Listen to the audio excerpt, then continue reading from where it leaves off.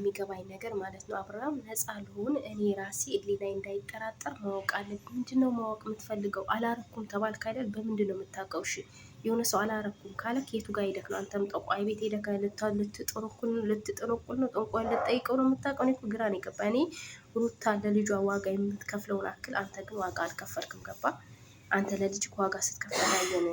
እሷ ዋጋ የምትከፍለውን አክል አንተ ለሩታ ለልጅ ዋጋ ስትከፍል አላየን። ልጁ ራሱ ያንተ እንዳልሆነ ነገር ነው እያስመሰልክ ያለው። እዚህ ጋር ቪዲዮ ላይ ሌላ ነገር ነክ እሷ እዚህ ጋር እያለች ያለችው ልክ ለልጃችን ስንል ለዚህ ልጅ ስንል አብረን ነው በቃ አብሮነታችሁ ነው የምትፈልገው። አብራችሁ ልጃችሁ እንድታሳድግ ነው። አንተስ ምንድን ነው የምትፈልገው? ለምን አተዋትም ማለት ተስፋ በአንድ በኩል ተስፋ እየሰጠ በአንድ በኩል የሆነ ነገር እያደረግ ለምን ታቆይ? የምር እኔ በጣም ነው ያሳዘነችኝ ዛሬ ሩታ ማለት ነው። ገባችሁ?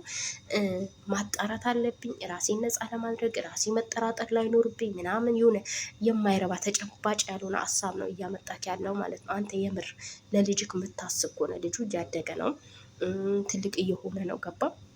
ለልጁ አይምሮ የምታስብ ከሆነ እህትየዋ ራሱ አንገትሽን ለምትደፊያሽ አንቺ ራሱ ቢያንስ የወንድምሽ ልጅ ያላባት ማድረግ እንደሌለበት ጭንቅላት አንቺ የሰው ልጅ የአባቱንም የእናቱንም ፍቅር እንደሚፈልግ ታውቂያለሽ። ይኸውልሽ ነሽ ልጅ አለሽ፣ ግን ጭንቅላት የለሽም አንቺ ማለት ነው። ብዙ ተብየዋ እና ሩታኔ ዝቅ ስትል በጣም ነው ያሳዘነችኝ። የምሬ ነው በጣም ለምን ማለት ለልጇ ብላ ነው። እናት ለልጇ ዋጋ ትከፍላለች የሚባለውን ነገር በሩታ ማየት እንችላለን።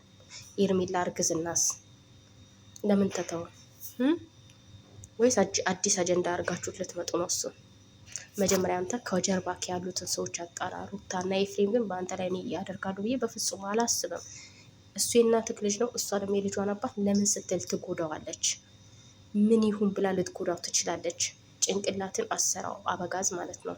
ጭንቅላትን አሰራ የሆነ በቃ አለ አይደለም። እኔ እንጃ ምን ልበልክ። ጭንቅላት የሚያስብ ራሱ አይመስለኝም። የደፈነህን ሰው ራሱ ማወቅ አልቻልክም።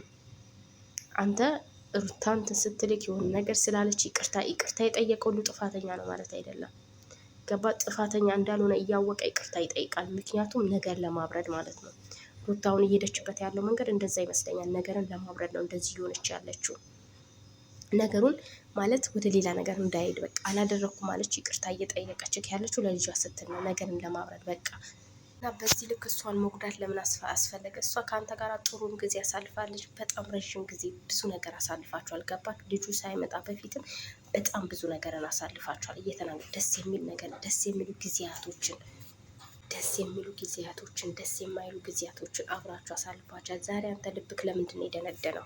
ቢያንስ ሩታን ተዋት። ለልጅክ እንኳን አታዝንም? ለልጅክ አታስብም? ቢያንስ ትንሽ ርራይ አይኖርም ለልጅክ? በጣም ጨካኝ አባት አንተን አየውን።